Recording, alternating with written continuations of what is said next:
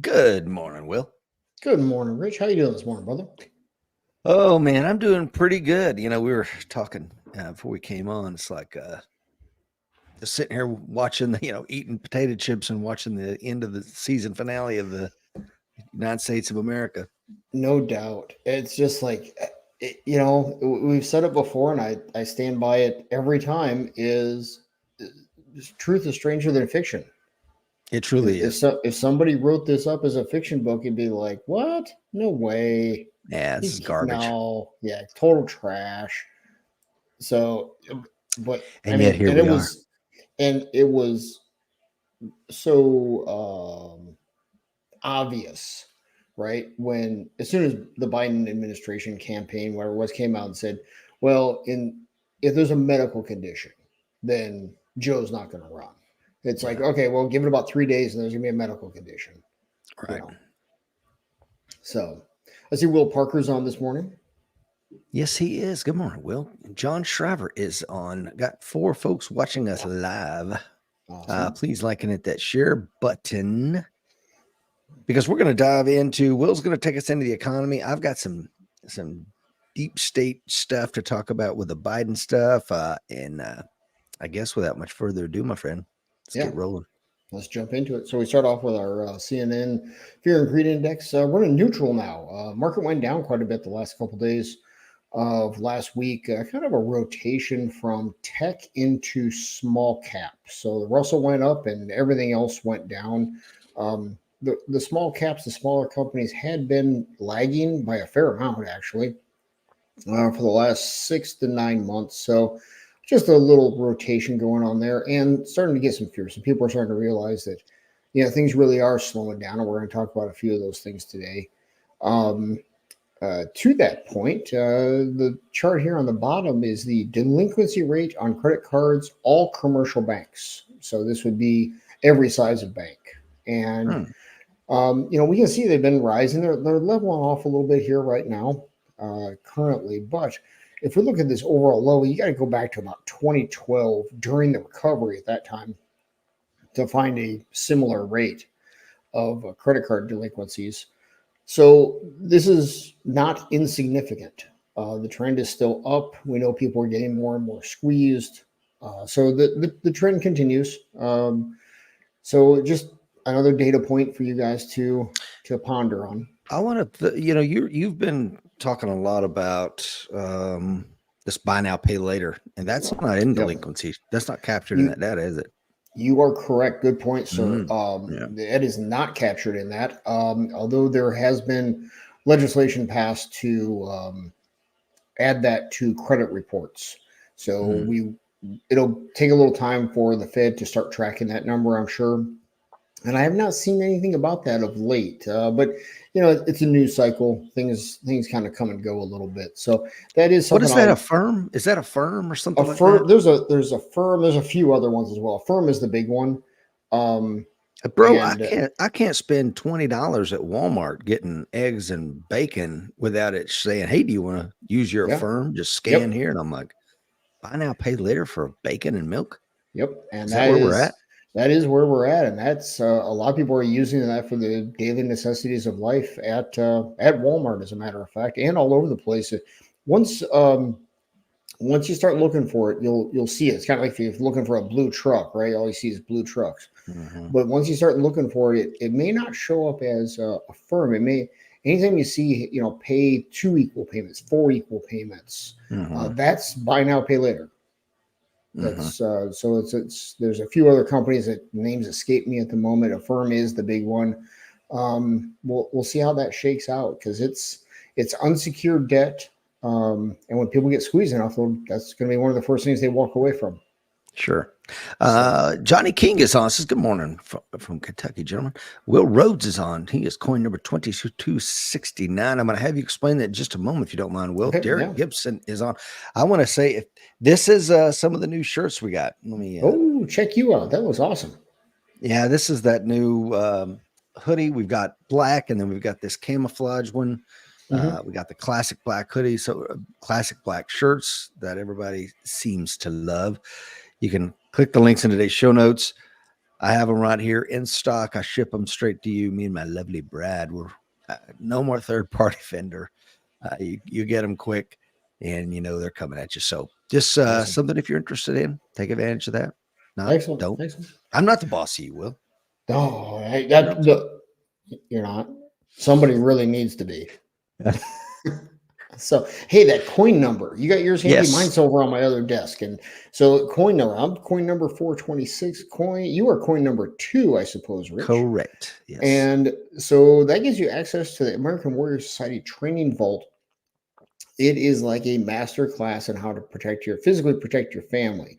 You've got, most importantly, is the assessment. Find out where you're at first.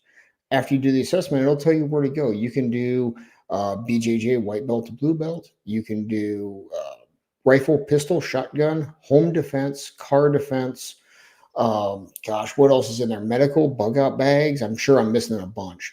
They've got a lot of great less articles lethal in there. edge weapons, everything. Yep, all that stuff. So it is a great resource. I go back and review stuff all the time because we're human. We forget things. So even if you think you know it all, you don't. Well, with all the stuff going on right now, especially the Go Bag series, it's I don't know if it's a couple hours of content, how to create the whole thing, things to consider. I mean, right now with cyber attacks, I mean, who would have thought we'd see boarding passes printed with some gate agent's ink pen? I mean, that's where we are, 2024. Yeah, all you got to do is turn the damn. Yeah, man, it's unbelievable. Where we are relative to where we thought we'd be. And then for those of us of a certain age that thought in the 90s, oh man, we're just around the corner from a paperless society. I'm like, okay, I'm still waiting on it, Will. Yeah, for sure. And and the Go Bag, there's the traditional, the world falls apart, dystopian zombies, Go Bag, walk, 342 miles home and what have you. But there's also just recently down in Illinois somewhere, there was a dam that was breaking because of the heavy rain, and they evacuated an entire area. How quick can you get out of the house with the stuff that you must have? Do you have, I've got a envelope, I'll call it, in my gun safe that has copies of, the birth records, marriage certificate, life insurance, backup health insurance cards, got some cash in there, right? Got all these important documents. I can grab that one thing, throw it into the Go Bag that's in my truck, and we beat feet out. Yeah. Yeah, there's 1,000,001 reasons I think you should have one. I can't think of a single one why you shouldn't. I honest to God, I can't think of a reason in the world with the preparedness that we talk about every single week and have for years and years and years why I should not have that. But thanks for everyone joining us live. Hit the share button. Glad to have you. Ted is on as well. Good morning, Ted. All right. In another sign of a strong economy, this was a change that came in beginning of 2024, was 401k withdrawal penalty rule change for 2024. Somehow I missed this back then, but it's still being used. A lot of 401k hardship withdrawals going on right now. So definitely a sign of a strong economy. You always look for that as an investor. You want to see people making hardship withdrawals from their 401ks. Because that tells you the market's getting ready to take off. What does that cackling Kamala say? Yeah. And that, ladies and gentlemen, is what we call Bidenomics.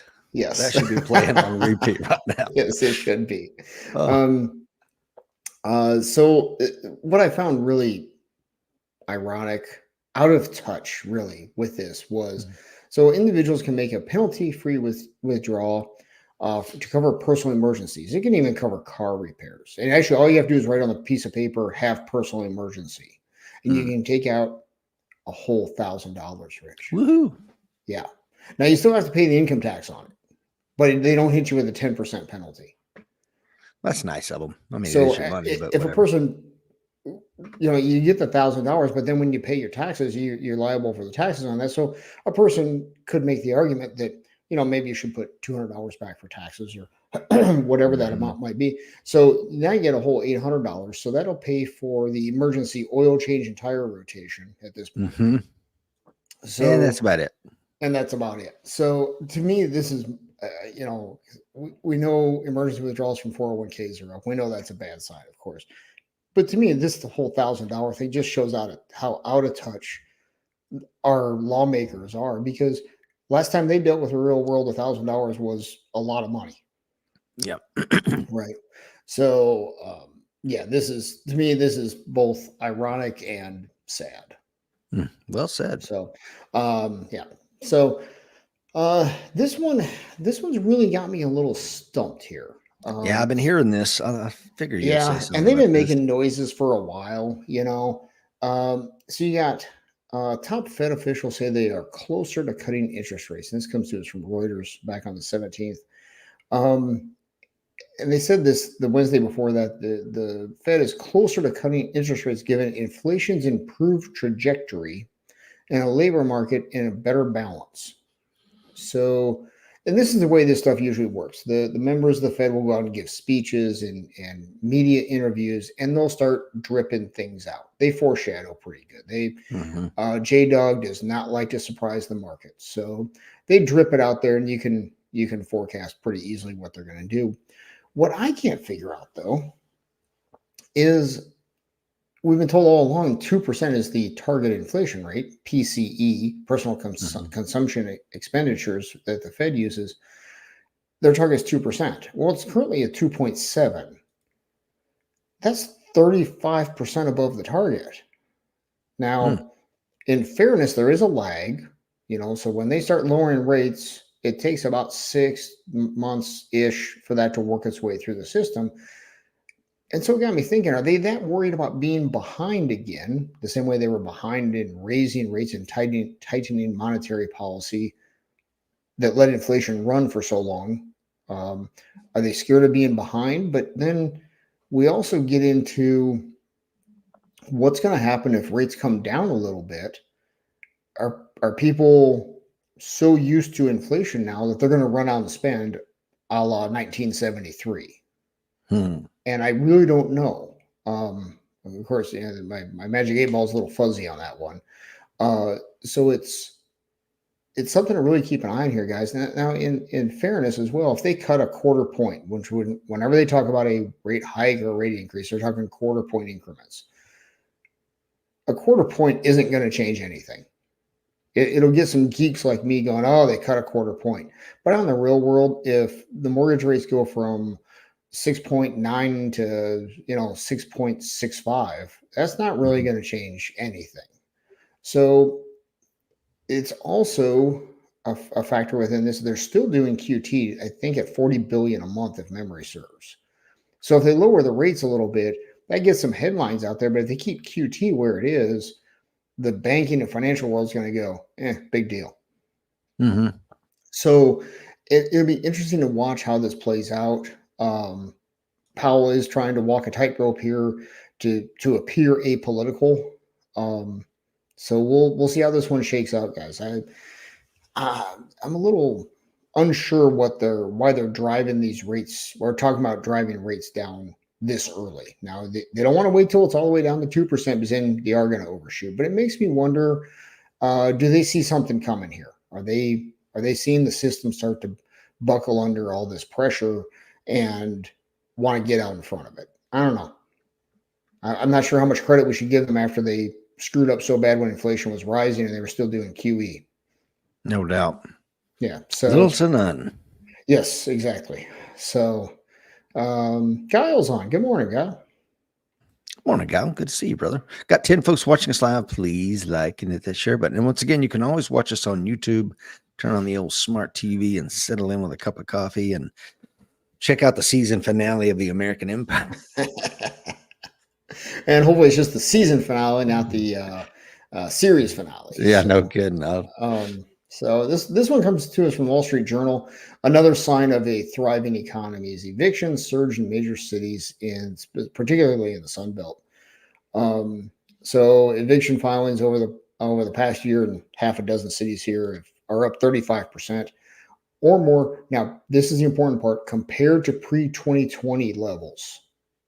So this isn't up 35% year over year. This is up 35% pre-COVID. So I like what this this eviction lab, a research unit at Princeton University did. They went back and compared it to our last real baseline, which was pre-COVID 2020 levels. So pre-2020, I should say. Mhm. and it's up 35% from then. And that was a pretty healthy economy at that point, right? So this is something for us to definitely keep an eye on, because this is where, people who are renting, rent is going to be one of the last things you cut out. But by the same token, if you got to make a car payment to get to and from work, that's going to take precedent. Eating is obviously going to take precedent above paying the rent, but Mhm. rent's right up there, number three, number four, right? So when people stop paying the rent, that's a big deal. And who owns a lot of rentals right now? Wall Street does. Oh yeah. They bought up a lot of single family homes, all and multifamily, all over the country when rates were low, as they were searching for yield. And since Wall Street owns those, maybe you own a little piece of them too. So something to keep in mind. Now, if you're just in your standard S&P 500 fund, age-based fund, stuff like that, you're not going to have much exposure to this. So I would not be concerned about if that's the case. But if you're dabbling in some other stuff, you might want to go through the holdings of those ETFs and mutual funds and see what you got there. So, Yeah. all right. God knows what you might be holding on to. Exactly right. And it could very well be difficult to tell. Um, so I thought this was a very insightful comment here. Unpaid rent is the top reason for eviction filings.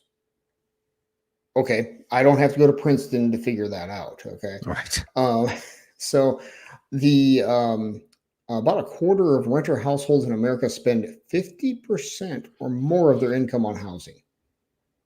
That number is astounding. Spending half your money just to hand it to somebody else for housing. That's pretty gross. That is. And that is, I think in some of these metros, I didn't want to just copy and paste this entire article, but in some of these locales in the Sun Belt, rents were up 21% last year. Hmm. Now, In one freaking no, year. in 1 year. And that's compounding because they've been going up quite substantially year over year. And even if it's a 10% rate each year compounding, doesn't take long for that to get out of control. And then you've got 25% of renters spending half their income on housing. This also leads to people are going to be frustrated and angry and looking for change when they're like, all I do is go to work, and by the time I make the car payment, put gas in the car, buy food, and spend half my money on rent, I've got nothing left, or I'm going negative each month. Mhm. Mm-mm. Yeah, So that was when you read about why people left Europe, specifically like the Scots Irish leaving Northern Ireland. It was something called rack renting, and it was a bridge too far for these folks. And you know what it was? They raised 25% on the rent, yeah, and it was enough to drop. But I mean, where are you going to go now? I mean, exactly. I mean, there's some areas, the COVID boom towns, Boise, a lot of Florida, a lot of those places, the housing cost is going down. Mhm. But in a lot of those same places, especially Florida, as I continue to look for my spot in God's waiting room down there, um, you know, there's a lot of people you see on moving to Florida type Facebook groups. They're like, I moved down here thinking it was just going to be like vacation, and I got here and I found out I can't afford to live. Yeah. And a few people are like, they can't afford to live there, and they can't afford to leave because they're stuck in a rental and can't put enough money together to go back to Ohio or Wisconsin or wherever they went from. Mhm. So, um, what's Ted have to say there? Says I see many on social media begging for rentals at way below market prices. Yeah, good luck with that. But Yeah, he's right. Will says could go to Thailand or the PI. Yes, you could. yes, you could. I shall not be doing that other than a vacation, however. So Mhm. that's just me because I those two places don't have the Wisconsin fish fry on the Friday nights. So No, they don't. You know. yeah. So the other one within this article is talked about, to Ted's point there, talked about the number of GoFundMe campaigns out there that people put out there to try and stave off eviction is up Mm. an astounding number, something like 40% year over year. So it's another sign of a thriving economy when people have to go online and beg for money to keep from getting thrown out of the place, right? Mhm. So, um, Bassett Furniture here. Now, I want to keep this in perspective, but I think it's a data point for us to look at. This is a relatively small company, 90 stores. They do about 85 million in revenue per quarter. It is a publicly held company. So it's not nothing, but it's not, it's not Microsoft or something, right? Right. So they got hacked in a ransomware thing. And they had to shut down, and they could still fulfill orders for furniture that's made, but they shut down all their production down in Alabama, I believe it is. And on the same day as this ransomware attack, they reported a 17% decrease in revenue for the second quarter of 2024 compared to the second quarter of 2023. Now, furniture is one of those things. Furniture purchases is very closely tied to housing market. You buy a new house, let's get some new furniture that matches, and that sort of thing. Plus, it saves me from picking up the old stuff if I can get the folks that bought my old place to buy that. So they're seeing a 17% decrease. Now, this rolls through all sorts of stuff, as we know, right? Those workers are going to go out and spend the money in their local economy, the whole money multiplier, right? So what I want to look at, though, is we're seeing more of these smaller attacks. Is this the warm up? Right now, we've seen some larger ones. Is this a warm up, or frankly, was Bassett Furniture just have some lousy, IT security, and somebody saw some low hanging fruit and went after them for some ransom? Don't know, right? But the same day that they had the attack, they reported a 17% decrease in revenue. So we get a twofer in this article. So it's just another data point. Keep an eye on this stuff, guys. And of course, we know the big one with this last week with oh gosh, the name just escaped me. SkyCloud or something like that. CrowdStrike. CrowdStrike. And of course, we know how that rippled through everything. We're gonna dig into that here in just a moment. Yeah, my laptop was in the shop for 3 days last week. I mean, really, it just really shut me down. Yeah, and I was out. I don't know. I guess I got the update before most people did, because it happened to me, I think, right after our show last Monday. And I remember the guy at the computer store was like, "What is this CloudStrike on your?" I'm like, "I have no idea." So he's like, "I'm going to quarantine it, do this and that." And they put in a new driver that's corrupted, and it's dropping your Wi-Fi and blah blah blah. I'm like, okay, well, 3 days later, I finally get the freaking thing back, and it's already doing it again, because as soon as it tries to pull the new update, you're hit again. And so I'm hoping we can make it through today's show, because it kept dropping yesterday. But yeah, I mean, that's the world we live in. And man, it's a terrifying thing, especially when you, like me and a lot of folks watching and listening, we work from home or we work remotely or whatever. This is a portal to the economy and the way that I conduct trade and business, and to lose it is not a flippant thing like, oh, I can't watch Netflix. That's not what my laptop does, Exactly. And that's a great point. And I like the word you used, this, a portal, right? It's a portal for you into the economy. And I think that's a great way to put it. And that's exactly what it has become. It's no longer just about playing, Call of Duty or the solitaire or what have you. It's how we conduct business. And when that shuts down, as we saw, it shuts down the world. Especially when you live in a rural community. It's not like I live in downtown Nashville and I can walk to or get around quickly and get these things accomplished. I'm in the middle of freaking nowhere, man. I mean, this is truly a portal. Anyway, it's troubling. Anyway, and of course, we were on when all this stuff was happening, we were texting with my son, who's working in a cybersecurity skiff out in Albuquerque. Like, what the hell is going on? And he was on the front lines of it and kind of giving us some inside baseball a little bit without violating anything. But I think this is just a harbinger of certainly what could be coming down the road. Yes, I couldn't agree more. And let's dig into that now that this slide is here. And so it was an update from CrowdStrike, caused one of the world's biggest IT blackouts. First, how would you like to be the person that said, yeah, that update's good to go, send it out? I bet there's been some uncomfortable conversations since then. If accountability worked like it should, that cat would be looking for a new freaking job this morning. Well, considering it's the private sector and not government, there's a higher likelihood of it, although not a requirement. So, um, as we know from unfortunately personal experience for you, Rich, machines running Windows crashed due to a fault in the way this software update happened. So I couldn't really nail down.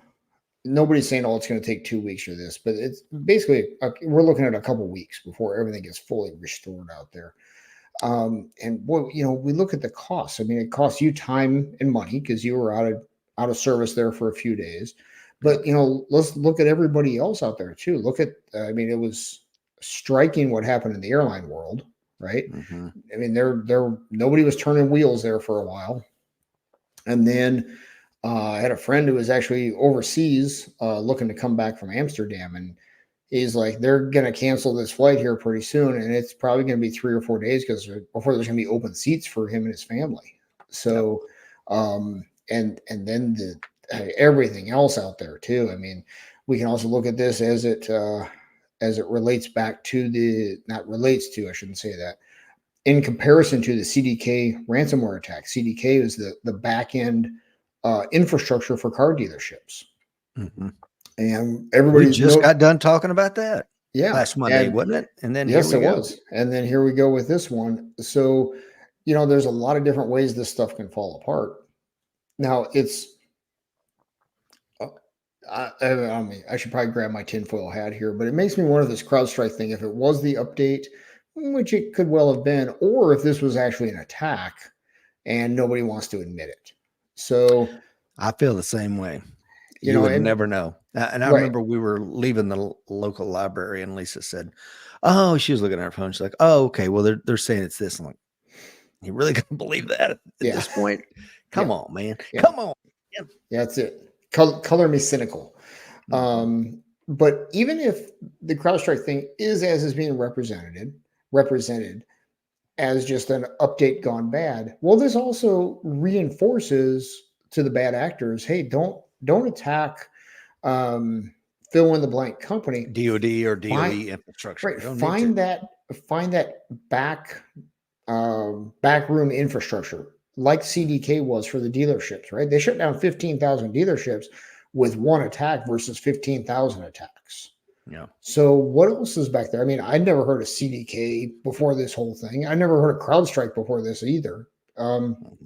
So what else is back there in the infrastructure that is used in the economy that one hack can have these ripple effects all the way across, right?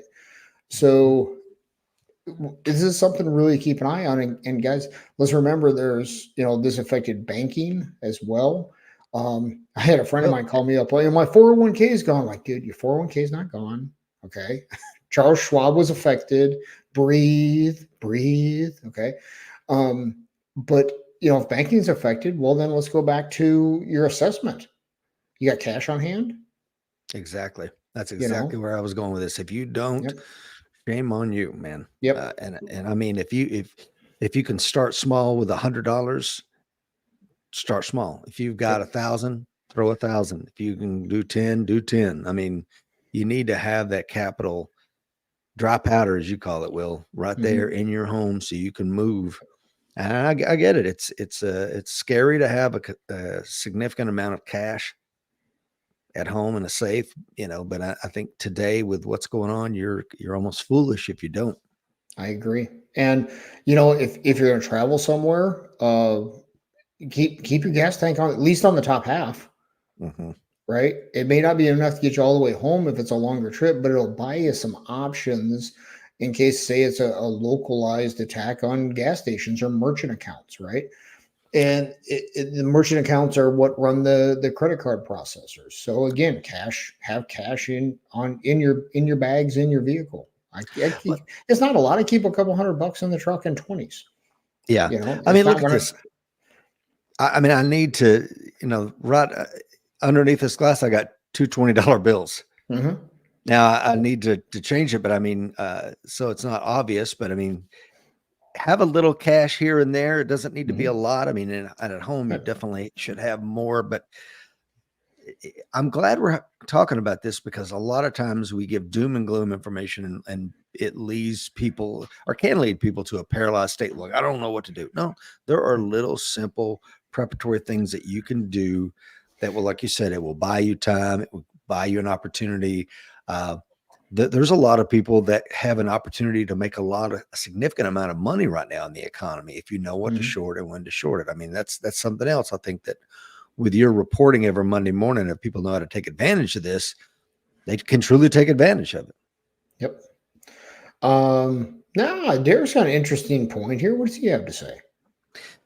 Derek says CrowdStrike was the company that claimed Russia was who hacked the DNC servers back in 2016. Yeah, there's a video of Trump talking about this. I don't know if you've seen it or not, but I have not. No.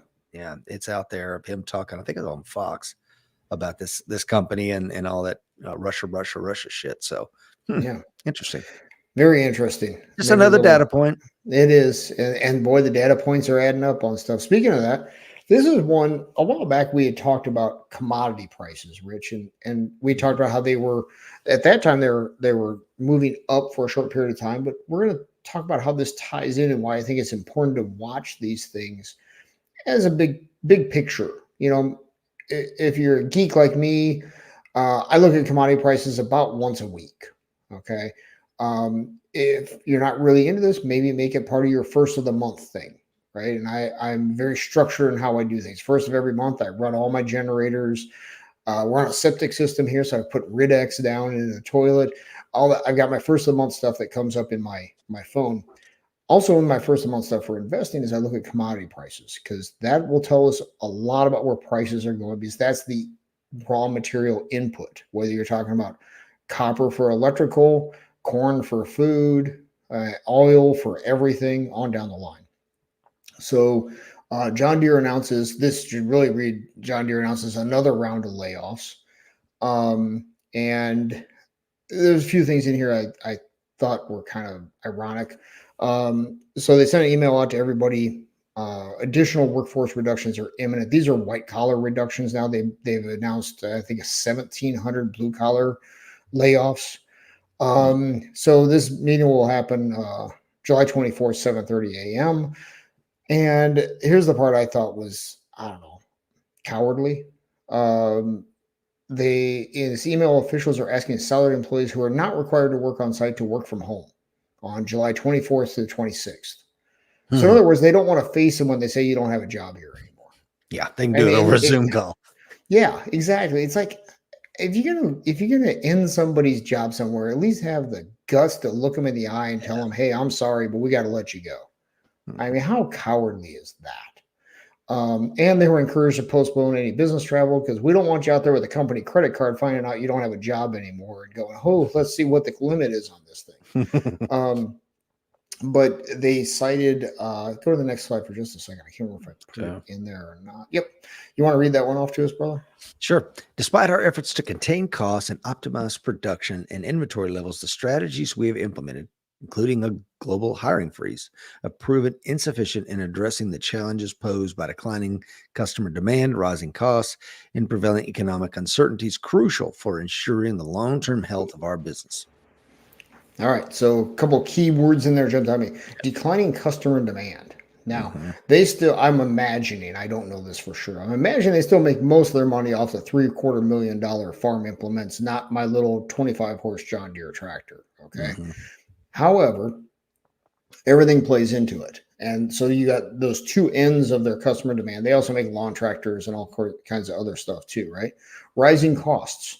We all know every employee out there in the world has been demanding, rightfully so, higher wages to account for this inflation, right? Mhm. Well, there's also a turn in there where costs, it, employee costs have gone up, wages have gone up, but suddenly the other inputs start going down, like your pricing power, right? Because people are squeezed by everything else. So suddenly that 25 horse John Deere tractor to work on your land, you can't do it, right? So then John Deere sales go down, but at the same time, their wage costs have gone up prior to that, right?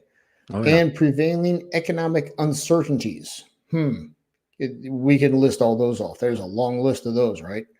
Yeah. So we all wanted disinflation. We all want prices to come down, right? Now, disinflation is when they inflate more slowly, and a lot of people want outright deflation. I want prices to go back to 2019 levels, which isn't going to happen unless really bad things happen. Okay, none of us want that. We actually want prices just to go back to going up 1% to 2% a year, and have our wages keep up, have that proportion be there. Now, for those who wanted outright deflation, I'm going to tell you, also be careful what you wish for, because this Oh is yeah. what happens when prices go down. Okay. Mhm. The if we go to the next slide, Okay.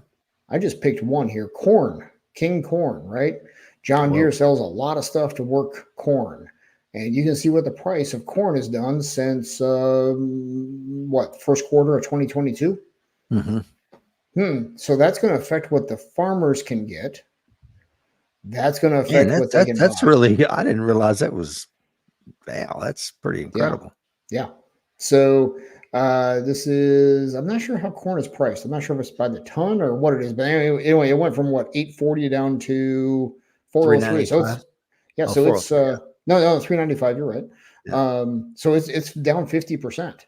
Well, the Sheesh. folks working at John Deere aren't too happy about that, because this is the direct result of that. Wheat prices have done similar. I wasn't going to give you guys death by PowerPoint charts. Wheat has done a similar number. All these things. This is what ripples back through, right?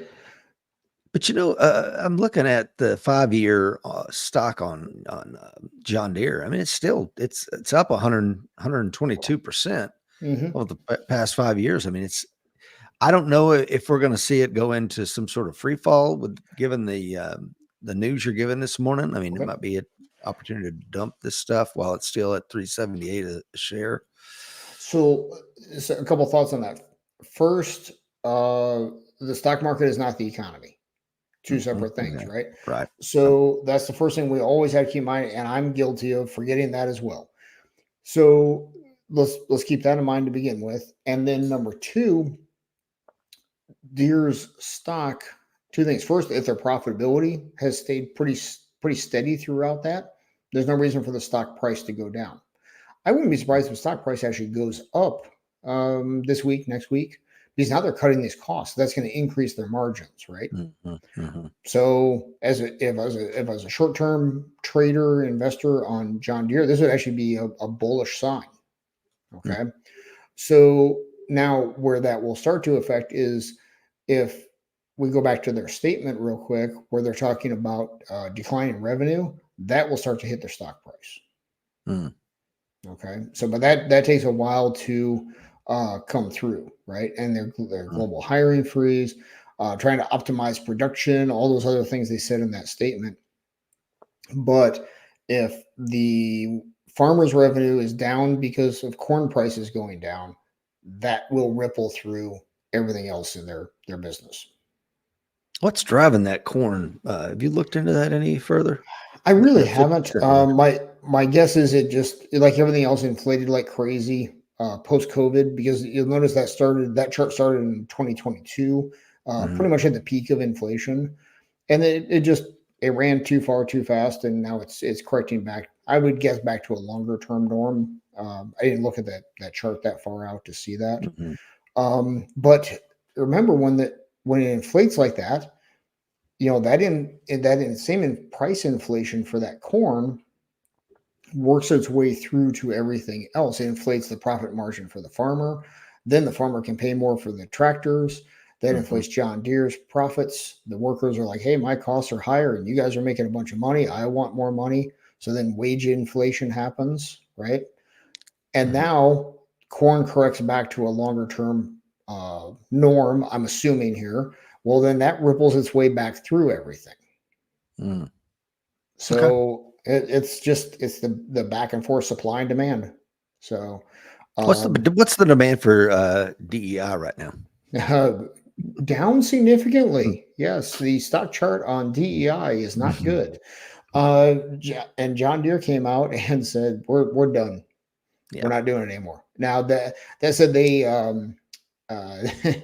I like the way they pledge to no longer join quote social or cultural awareness parades unquote. Hmm. And I have argued for a long time that any social corporate initiative, either liberal or conservative, it's an indicator of excess. If you got enough Yeah. time to worry about that stuff instead of just running a business and making money, Yeah. then times are a little bit on the easy side, or a lot of bit on the easy side. Yeah. So we also saw Tractor Supply back off after a whole bunch of backlash. The big one that surprised me was, did you see Microsoft disbanded their DEI team? Hmm. And boy, Look at that. some people lit them up for that. So I think this is just a reaction to they went a little too far with a lot of that stuff, you know. Yeah. And I'm all for any corporation. They want to advocate one way or the other. Hey, more power to them. But I think they also saw. I mean, Bud Light sales have not come back up to where they were pre all their drama, right? Hmm. And there comes a Yeah. You're point in talking time. about that. That's a case study for how to mismanage a crisis, in my Yeah, opinion. no doubt. And create your own crisis to begin with, you know, Amen. and I've long advocated for it, and my wife and I ran a business for a long time. Just keep your mouth shut and sell your stuff. Amen. That's it. Yeah. If I want your Simple as stuff, I'll that. buy your stuff. I really don't care how the company feels about fill in the blank social issue. You build a good widget for a fair price, I'll buy the widget from you. I don't care Yeah. how you feel about any of that other stuff. It's It irrelevant. might be a great widget, but if once I, like when Nike supported Kaepernick and all that Hmm. happy crap, it's like, all right, well, I don't need these sneakers anymore. Matter of fact, I'm in the market for a pair. Who's got Yeah. their mouth shut right now? Oh, Asus. Okay. Yeah, exactly. And people are fed up with having anything shoved down their throat. I don't care if that's liberal or conservative. I agree. I just want to go buy my stuff. You mind your business. I'll mind my business. Hmm. I'll talk politics and social issues with friends and family, and even then, I'll pick and choose who I do that with. Well said. But people are fed up with this stuff. So Yeah. Okay. Well, you ready to get into yeah. the other stuff? So let's This is an interesting woman. I don't even know who this woman is, but she says, I ran into Steve Ricchetti tonight as he was getting out of an elevator. I asked, are you okay? Is he okay? And he said, he's okay. Ricchetti said with a slight nod and a tight smile and kept walking. Ricchetti helped Biden write his withdrawal letter in the overnight hours. Steve Ricchetti, if you don't know, is the White House counsel okay. All right. to President Biden. Yeah. Okay. This guy is a deep state actor. If there ever was one, we'll dive into him just briefly here. Helped him write his withdrawal letter in the overnight hours, according to the New York Times. Biden did not notify his VP, his campaign manager, or his chief of staff until this morning. And the rest of his staff didn't find out until a minute before he posted the letter on social media. That's not good. How disrespectful to your staff? Yeah. You know, Yeah, really, they stand by him through all this garbage, and slap this in is the how he face. treats them, right? So it's just the machine chewing things up again. Yeah. So Yeah, Steve Ricchetti, counselor to the president. 3 of his children also work in the Biden administration. Daniel's a senior advisor in the State Department, while JJ is a special assistant in the Office of Legislative Affairs. And Shannon, well, she's a deputy associate director of the Office of Social Secretary. Fraud, waste, and abuse is what we used to call this when I was in the military. You'd call the IG hotline and go, this is fraud, waste, and abuse. And they would do an investigation and heads would be stuck on sticks. But I mean, look at this letter. This is not the sign of a healthy government. It's on a PDF document. It's not on White House stationery. There's some concern whether that's even his signature. It smells like a coup to me. What do you think? boy, I don't know. And I was looking at, I think it was Drudge Report last night, bouncing around different sites trying to get a I don't know, trying to get a feel for um where's the middle at on this? Where do we take the emotion out of it? What are the actual facts? But the one headline that got me is that Biden and quote Joe is pissed, and he was angry that the donors were backing off, and the people he thought were his friends like Nancy Pelosi, Chuck Schumer, were all calling for him to go. You can't do this. They all basically turned their backs on it by his take on that. And It's called politics, Joe. Welcome to yeah, the show. exactly. You knew at this or what? Exactly. And let's face it, with his performance over the last, I don't know, 40 years. I was going to say 50 years. I was trying to figure out a way to, be a little kind with that. Yeah. At this point, it's the donors are backing off. And once the donors back off, that's it. The handwriting's on the wall. Bye-bye. Yep, see ya. So if he's really that angry about this, to me, that's actually an indicator that he's completely out of touch. Yeah, no doubt. And I think they are. Did you see Jill was on The View or one of those liberal talking shows? And they were confronting her with the facts of the poll numbers. And she's like, no, that's not true. And I'm like, has somebody been lying to those two people? I don't know. Are they living in an alternate reality or something? I saw another headline where someone advised Biden's staffers, quote, don't watch cable news. Unbelievable. Yeah, because they're giving you news you don't like. Turn your internet off. Exactly. Oh, that's the CrowdStrike thing. Yeah. Turn the internet off. Yeah. So let's look at this real quick, man. This is how I thought it would happen. Okay. I shall not seek, and I will not accept the nomination of my party for another term as your president. But let men everywhere know, however, that a strong and a confident and a vigilant America stands ready tonight to seek an honorable peace and stands ready tonight to defend an honored cause. I mean, to me, that's how you do it, where it doesn't look like a coup. You get the guy comes out, he addresses you from the Oval Office. This is what's going on. Instead, we get a freaking PDF from him. It's not on the letterhead. It's what in the hell is this? Yeah.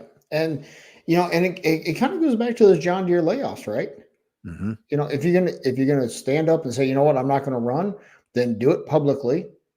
Don't play around with it. Come out, be a grown up, right? And answer the questions about it, right? But here's another one. You think this is not a coup? I mean, Bill and Hillary Clinton released a statement a couple hours later where they, thanking him and then endorsing Kamala. Quote, now is the time to support Kamala Harris and fight with everything we've got to elect her. Gavin Newsom, this is how he describes her a couple hours after this. Tough, fearless, tenacious. With our democracy at stake and our future on the line, no one is better to prosecute the case against Donald Trump's dark vision and guide our country in a healthier direction than America's Vice President, Kamala Harris. I'm like, yeah. What did you just say? Wow. Weed is legal in California, isn't it? Evidently so. Oh, okay. All right. Well, there you have it.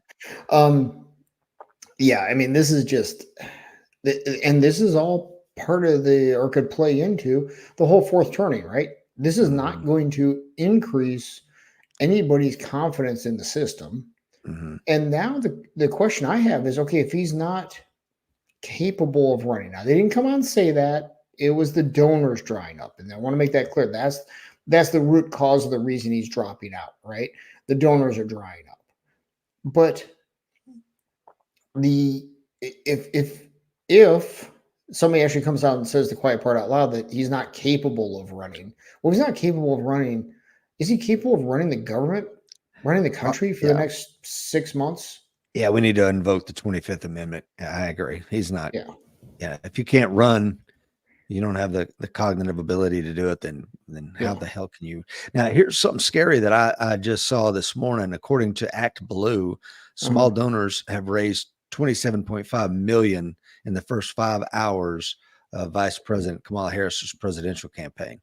So that's pretty interesting. Now, if she gets that 27.5 mil that she made in 5 hours, allegedly, and then they unlocked the 91 mil that was being held hostage. Yep. That's a good sign of a healthy democracy when you're holding this money hostage. Absolutely. So, hey, let's get to Ted's comment here. This is the one, the one further up at 817 there. Okay, let's see. So does Joe even have COVID? And that was the handwriting on the wall, right? When Biden came out and said, well, if there's a medical condition, then I wouldn't run.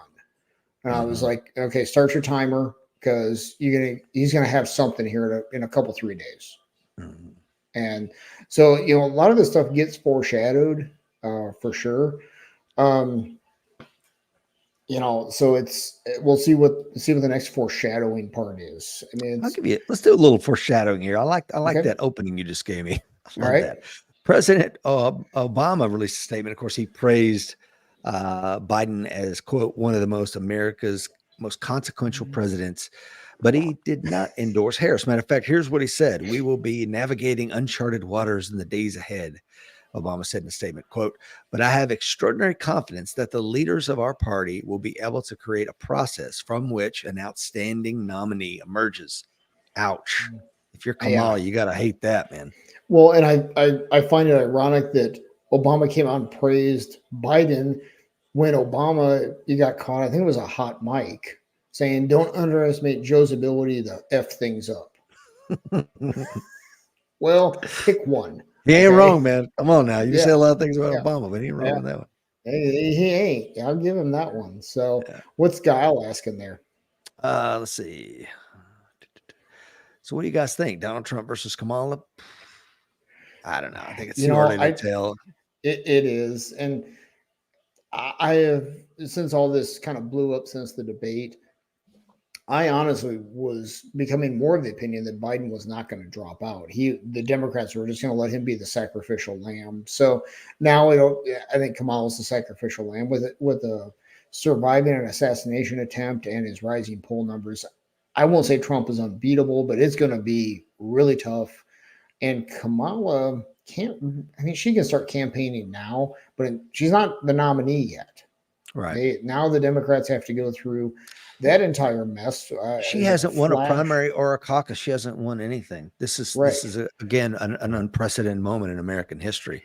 And let's think about it, at least through the primary, which I have my own issues with the primary system on both sides. However, at least the people get a say in who the party's nominee is going to be.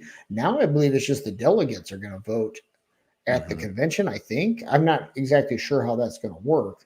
But the people sure aren't going to get a vote in who the Democrat nominee is. So, I thought that doesn't sound like democracy, does it to you? No, it sure doesn't. And political parties, period, don't sound like democracy to me. But so now it's a bunch of people are going to anoint a person to be one of the presidential candidates, and the people are just vote for this or vote for Trump. And that's not the way this should work. That said, I don't know what the process should be either. But because the timeline is against them. So yeah, Schumer hasn't said anything about her, and I don't think Pelosi has either. They both heaped praise on President Biden without really declaring her. So again, these are canaries in the coal mine. Yeah. As you said, Buttigieg has come out, and of course he's endorsing her, and we'll see how that goes. But and as I think you may have said, that might be the ticket right there. Could be Harris, Buttigieg. That would for all the DEI initiatives that checks some boxes there. The other one too is with the whole Kamala with her getting the nod from Biden, I'll put it that way. Her folks have already come out and said publicly that anybody who runs against her, they're going to accuse them of racism. Of course. And it's seriously? An endorsement from Biden doesn't mean anything. True. He's a beyond lame duck. So he could endorse anything. It wouldn't matter. This is an interesting one here. Assassinations, a GOP nominee running again after failing to win the previous time, a first-term president dropping out to endorse his VP, unpopular proxy war against Russia, the DNC being held in Chicago. Says this tweet is about 1968. Wow. Not about now. Yeah. And we know how conditions of 1968. And we know how calm things were between 68 and say 72, 73. I mean, Was a night. really not much going on, right? Now it's pretty slow news cycle. Yeah. So, This gentleman yeah. here says Steve Miller goes on to say the leader of the free world just announced via PDF he's surrendering the nomination after winning the primary without a citing a reason. Does anyone know who's running the country now? Nope. I love this one too. It says, let's recap this historic day. Joe Biden suddenly resigns via X. White House staff find out 1 minute later. Joe Biden's resignation letter was not on official letterhead. Biden's signature suspect. Steve Ricchetti helped write the letter. Jill Biden tweets a heart emoji response. White House wipes Biden's schedule. White House chief of staff calls the cabinet and manage comms. Frank Biden confirms health was a factor. Did you hear the language he used? What time we have left together? No, I did not. Yeah, that's a pretty creepy little statement. That is, yes. Brother. Family suggests Biden may have a terminal illness. Joe Biden holds no live press conference. Where's Joe? Just another perfectly normal day in Biden's America. Sadly, that's perfectly correct. Right. Mhm. I mean, I don't listen to talk radio much anymore, but I ran across Bongino's show, and he does this thing. I don't know if he does it every day, where he goes through Biden's schedule for the day. And basically he works from 10 to 4 and has time for an afternoon nap. Mhm. And so the fact that Sounds like me, by the way. the fact that they wiped his schedule really doesn't sound like as much of an effect, really, which goes back to, okay, who's actually running this place? Exactly.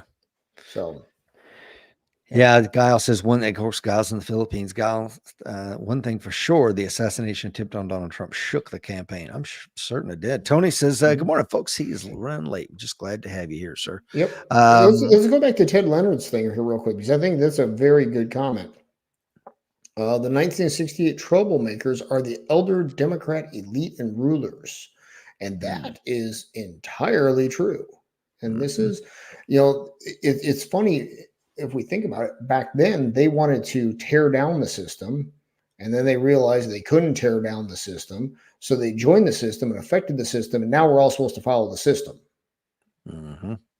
So it's funny how those roles have reversed between, say, the mid 60s and current day. Now it's the conservatives that are like, no, the system's messed up, we got to change something.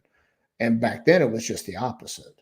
So it's interesting to watch these demographics play through time. Yeah. Yeah, it is, man. I don't know if Harris is saying, yeah, I'll definitely accept it, and then the party doesn't get behind her. I don't know. I think you're right. Probably is nothing more than a sacrificial lamb. Mm-hmm. She'll be the one that they get to call everyone racist if you don't vote for Kamala. Just like they said, if you mispronounce her name, it's just because of racism. Exactly. Not a misunderstanding. It's just you're just a racist. Yeah. What? Really? Well, I have no idea how to pronounce Kamala. Come on, man. Yeah. Well, and as far as the sacrificial lamb part goes, there's stronger people out there to run. Well, it doesn't mean I like them or agree with them. I mean, you got Gavin Newsom. He's a dirtbag, but he's a heck of a politician. You got to give him that, right? He could definitely give a Trump for a run in his money in a debate. And let's face it, he's done a lot of bad things in California, but he can deliver a whole lot of Democrat votes too. So the fact that it's Kamala, who, as you point out, never won a primary, never polled at 1% when she dropped out of the presidential race, tells me that the Democrats are just throwing the towel in on this one. We're going to lose. So who's it going to be? Mm-hmm. That's what I'm getting out of it. We'll see how it shakes out. Same here. This is a good one. I don't know if you saw this over the weekend. This is the new sign. One of their buddies hit a home run. So from the dugout, these guys are holding their ear and screaming, fight, fight, as he runs the bases. So that's the new thing. That's funny right there. So, yeah, I know. But again, that tells you, this is the mood of the country, right? Exactly. Yeah, So, the zeitgeist is changing. Even when you had Zuckerberg, did you see that? No, I didn't.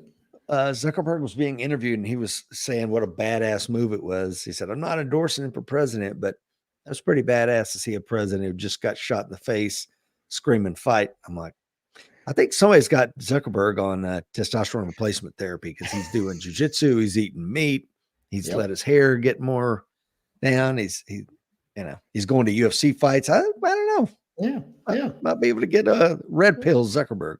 Yeah, a little TRT going on there.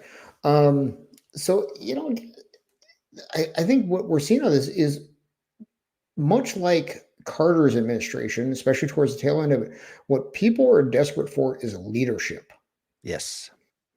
And this is coming out now.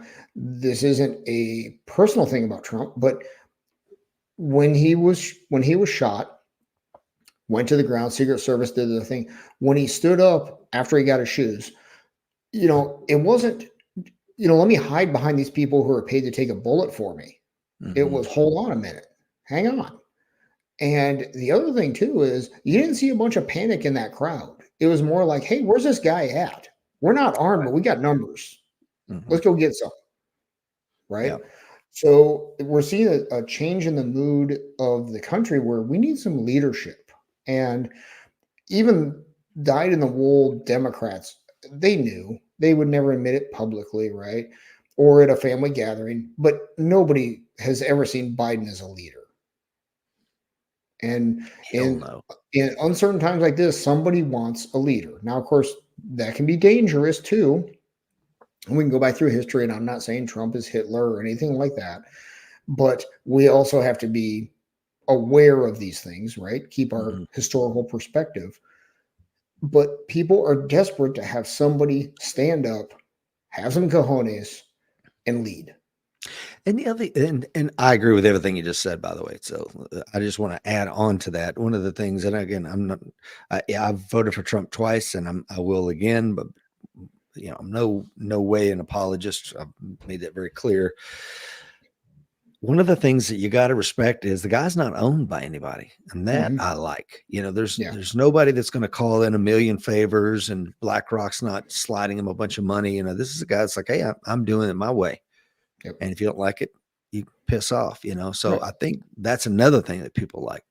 Or maybe it's just my own bias, but I love this, man. You want to read this? Sure. A man built a fence to keep the wolves out. It worked, and there were no more wolves. With the wolves gone and forgotten, his wife became convinced that he built the fence to trap her at home, so she tore it down. She was promptly eaten by the wolves. This story is about social norms. Mm-hmm. And then this reply is, traditions are answers to questions we've forgotten. I love that. I absolutely love that. Yep. Well, tell me why you decided to put that up there. Well, I think there's another one that goes around showing a spec ops guy, and he keeps the wolves at bay, so people become convinced there's no wolves. Mm-hmm. And we've had a time of relative peace. We had 9/11, then 20 years of the GWAT to give Afghanistan back to the Taliban.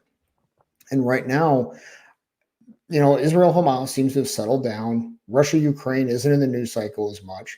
I think people have gotten to the point, when I say people, I don't mean anybody watching this, because we don't think that way, but society is overall, they're like, well, things are pretty good out there. Well, not if you do a little digging into Afghanistan about how much money we're still sending over there to the Taliban, 80 million a week. Yes. You can fact check me on that. 80 million a week we're sending the Taliban. And there's something like 22 or 23 organizations over there currently training to attack America. Well, and what are we doing?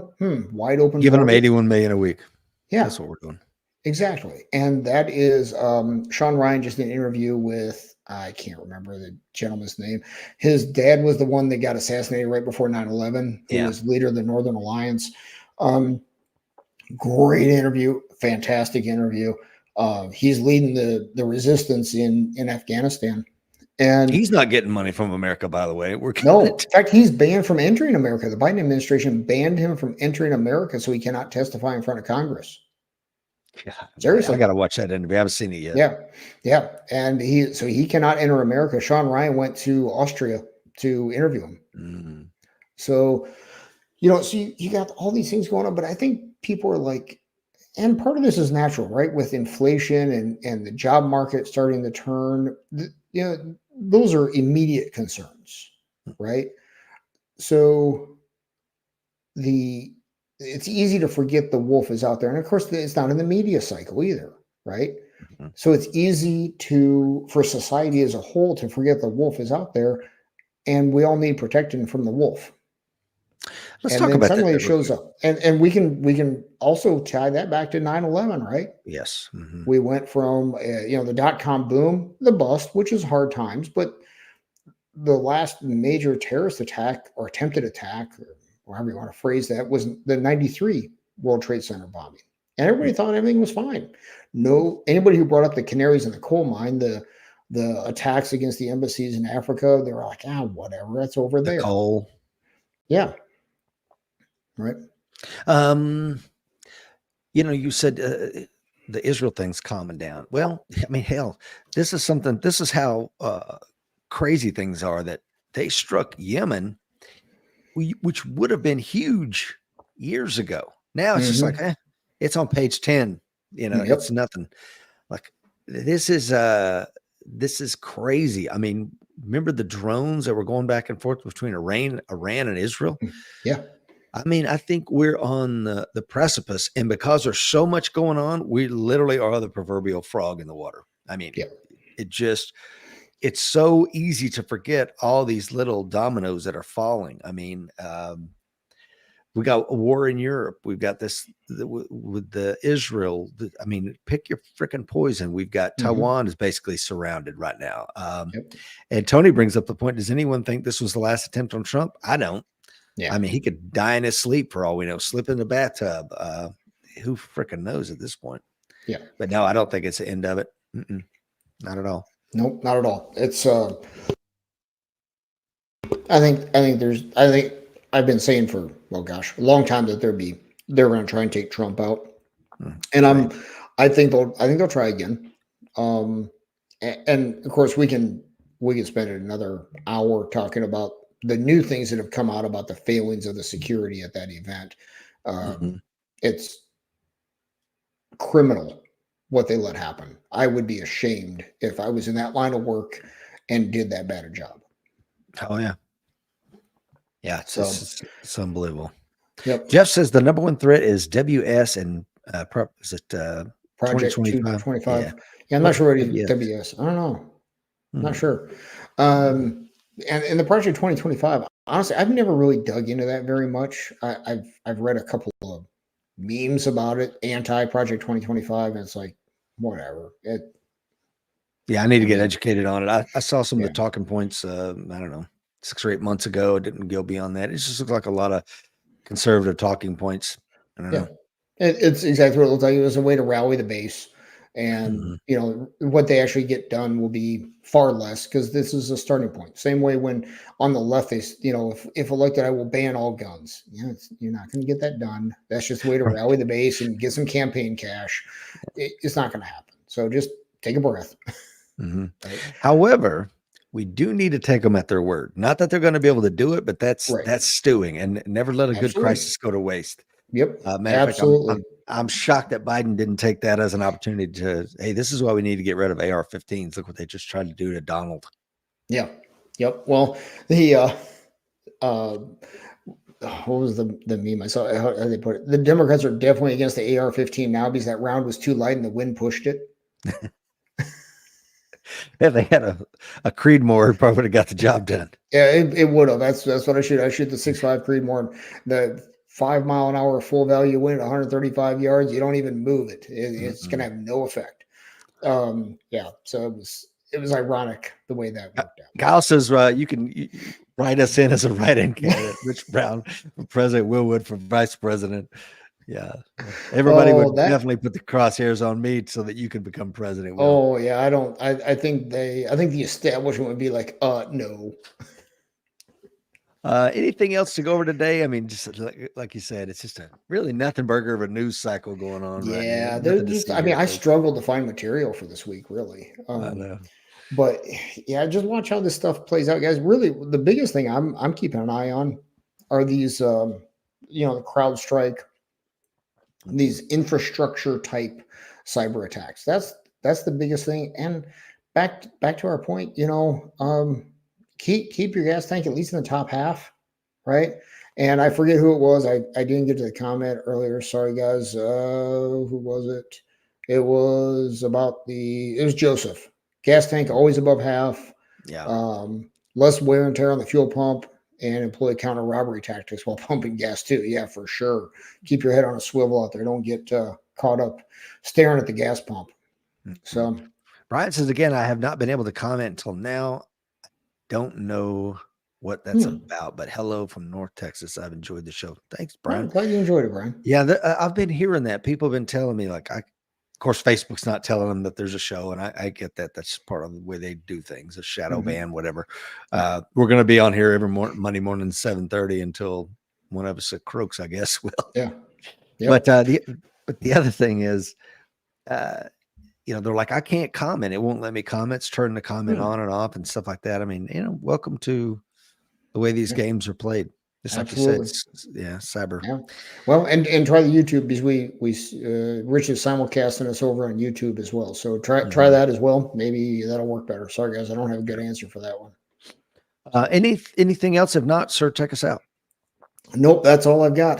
The fight's coming, guys. That should be more obvious than ever. Be ready.